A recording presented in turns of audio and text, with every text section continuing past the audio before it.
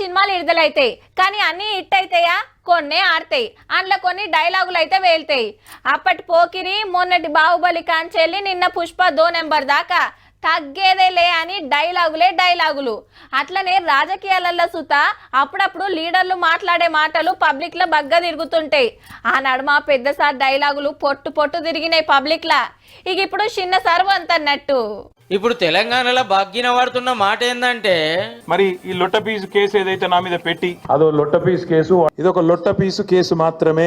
రావన్నకి మాట అన్న కాంచి లొట్ట పీస్ అంటే ఏందని ఇప్పటి పోరలు అమ్మ నాయనలను అడుగుడు, పట్నపొల్లు గూగుల్లో లేంకుడు, అరే మా చెరువుల పెరుగుతా చూడు రాని ఊరోళ్ళు చూపించుడు. ఇదే లొట్ట పీసు.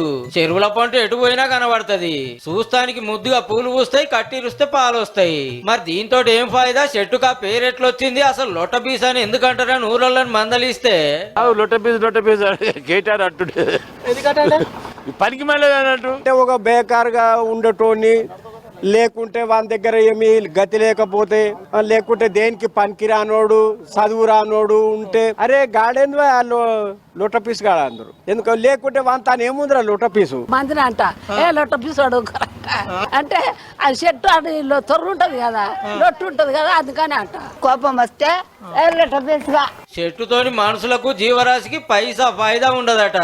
ఓ దూడే పని తినది, ఓ జీవరాశి తినది, ఏమిటి పనికి రాదు. అది ఏంటి పని చేయి, ఆ పొయ్యిలో పెట్టనీకి రాదు, దాన్ని వాసన పడదు, ఏమిటి పని చేయాలి.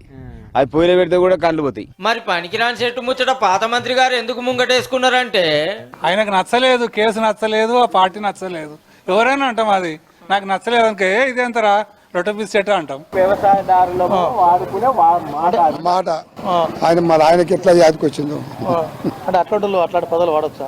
ఆడేది కాదు అది. గీదుల్లా లొట పీస్ కథ ఈడికిని మర్చిపోన్రిగా, ఎందుకంటే ఇది లొట పీస్ ముచ్చటే. మరి లొట్ట మీసి పాత్ర పత్తి ఏం చేసావు ఏం తెచ్చావురా ఇట్లా